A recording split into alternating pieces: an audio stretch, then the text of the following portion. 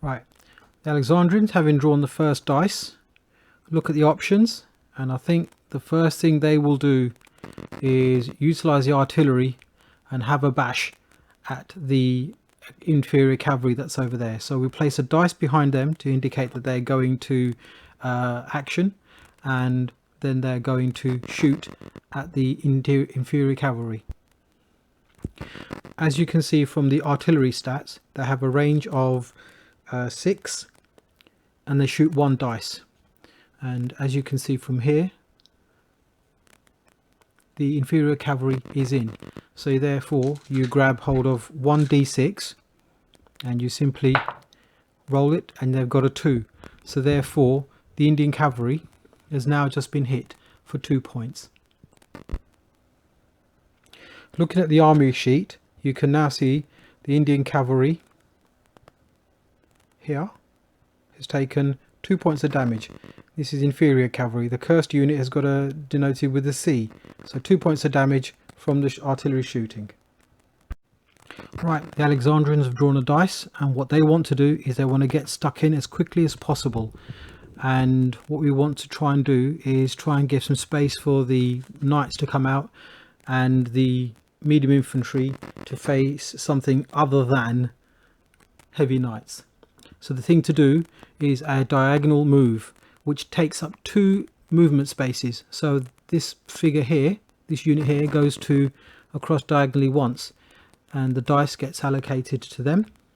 However, this can be done as a group move, so the entire block of infantry can move diagonally once. It takes up 2 spaces, so they'll effectively get in line with that one. Pike only have 2 boxes that they can move, therefore 1 diagonal move is all they can do. So let's just do that, and then while we're doing that, we'll get all their blue dice out for activations from the red bag. So this is them all shifted across by 1. You would not normally send Pike into rough going, but this is not an ordinary rough going. It is Garden of the Gods, and all the troops here will consider this as good going for themselves. So that's their move done. Right, the Indian strategy with their dice is going to be, first of all, let's open up and shoot the pike block for as much damage as we can do before it hits, and then we've still got time to bring out the others and to try and do some flanking maneuver before they can react with that. So we shall see. There's a downside to moving the pike block en masse like that, using up every dice and option that you've got. So here we go, shootings. As you can see below, bow have a shooting range of 5 and shoot 1 dice each. So we'll throw 3 dice at the pike block and see what they'll do. We'll allocate them one at a time, left to right. So the Indians have got 2 points, 4 points and 2 points. We'll now apply that to the bow, to the pike block. And that's the damage applied to pike block 1, 2, 3, red, blue and green. Having shot the bow, I have to allocate a dice to each one from out of the red bag to indicate that they have action to this turn, shot.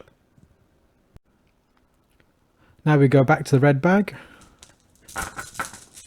and pull out the next activation. Surprisingly, it's a blue dice for the Alexandrians. We'll give that to them and we'll take their move. To protect the flank of the medium infantry from being charged at by the elephants and the chariots, because there's only 3 boxes in front, which essentially is 1, 2, 3, they can get there.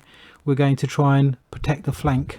So we'll allocate the dice to Alexander in this case, and we'll move him to there. So it's effectively diagonal once and then straight to there. And we'll place the dice behind the unit to indicate it's moved. And that's their move done. Now we'll go back to the red bag and grab a dice. It's an Indian dice. Excellent. Right, the Indian army needs to reorganize a little bit to make a better formation to take on what's actually coming at them. So what we're going to do with the Indians is we're going to allocate a dice to the elephant first, and we're going to move him to face the knights, not the javelin, because they don't like the javelins. So we'll take that move. We'll go diagonally forward for once. That takes up 2 spaces. And then let's not muck around. Let's get stuck in. So then they go forward once. That's their 3 steps taken care of. So then they get that dice there. So that's their move done. Might as well reach in right straight away and grab a dice. And it's an Alexandrian one. They've been very lucky considering how little dice they've had left. So we plonk that over there, and let's now do an Alexandrian move. The best thing to do with that Alexandrian dice is really just to give it to Alexander and get him to close up that gap to the inevitable onslaught of the elephants that they've got to face. So that's their move. No point going any further forward. Charge when they need to, or get charged. We'll see. Right, let's pull another dice out. See what we've got. An Indian dice. So we know what we're going to do. We need to try and address this javelin coming at us. So we'll give that to this cavalry here, to these knights, sorry, knight chariots. We'll go diagonally once, and then we'll go forward, which is well within their move. So it's from here, 2 points to get to there, and then 1 forward, and that's their movement. So we'll give them the dice. Now let's reach in and grab another dice. And it's another Indian one. Well, there's an elephant facing knights, so let's just move straight forward with the elephant and line up there. And we'll stop there to keep a nice cohesive line. Reach in, grab another one. And it is another Indian one. So now let's take this cavalry and try and get down to those artillery. So let's move this cavalry to form a cohesive line with the elephants, just in case they need to. They've got plenty of distance to get to the artillery in the next move. So we'll go to there and give them their dice. Right folks, we're back to pulling a dice out of the bag. Not many left now. Let's see what we've got. We have an Indian dice. So let's have a little think about what we want to do with this. Well, it looks like I've got plenty of strength here, but I need to plug the gap for the cavalry, inferior cavalry that may get damaged. So I shall use the dice to advance the general up to and supporting the elephant here, ready to step into this space when the time comes. So that's their action done. Time to pick another one out, and it is Alexandrian. So we'll go there now. Looking over at the Alexandrian side, it's all already moved. The only thing left is this lone cursed light horse. So we'll give them the dice, and I think we shall move them out and across. So the first thing we'll do is we'll grab the measuring tape to help us move, and we'll go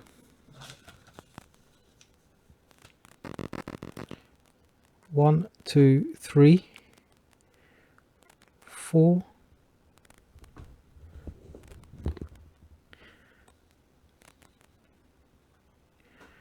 in actual fact we can go through the garden. We can turn for 3,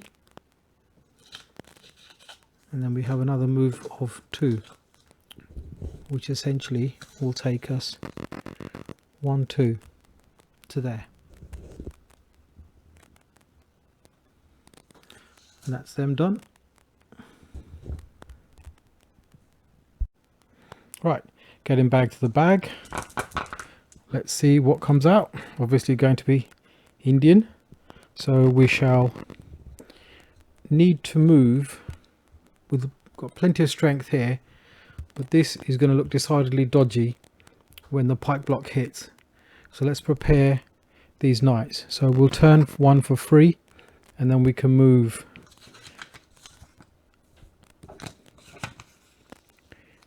We don't want to go don't need to go too far, so we'll just go 1, 2, and then 3 more steps if we need to can cover all of this, and we'll leave it there for the moment. Actual fact, I've got quite a lot of faith in my knights, so I'm going to take the full 3 steps to there and then wait. So that's its activation. Going back to the bag, we've got the Indian dice. Well, they're going to remain stationary. In fact, they're all going to be Indian dice, so they're going to remain stationary, and these infantry are going to remain stationary. We're not going to go into the rough going or the garden of their gods. We'll stay there.